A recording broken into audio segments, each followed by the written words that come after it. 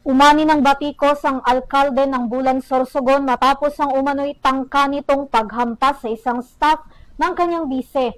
Sa bahagya ring nagkatensyon nang makita mismo ng alkalde ang ambang paghampas ng upuan. Si Catherine Landicho para sa balita. Naging usap-usapan sa social media ang isang insidente na kinasasangkutan ni Bulan Mayor Romeo Mayo Gordola matapos itong makuhaan sa isang Facebook Live.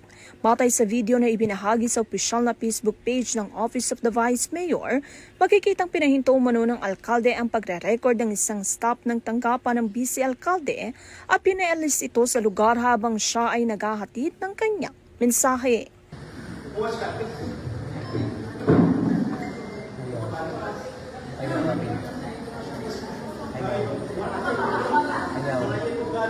Ayaw.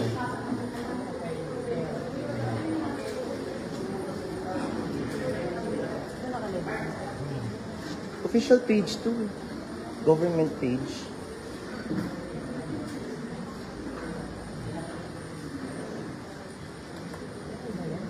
Hello. Okay, so as we conclude today's flag raising ceremony, we extend our heartfelt gratitude to everyone. Makikita rin sa video na ilang empleyado ng lokal na pamahalaan ang agad na umawat sa gitna ng tensyon.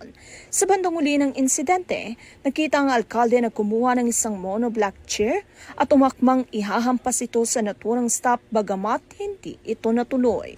Sa kasalukuyan, wala pang inilabas na opisyal na pahayag si Mayor Gordola kaugnay ng pangyayari. Patuloy din na inaalam ang buong detalye at ang dahilan ng muli pag-init ng kanyang ulo sa harap ng mga empleyado ng munisipyo. Samantala, hinihintay pa rin ang pahayag ng Office of the Vice Mayor at iba pang kinaukulan upang mabigyang linaw ang insidente. Samantala, bukas naman ang tanggapan ng URTV News sa magiging pahayag ng dalawang panig. Para sa URTV News, Catherine Landichos, mga saludo sa bawat Pilipino.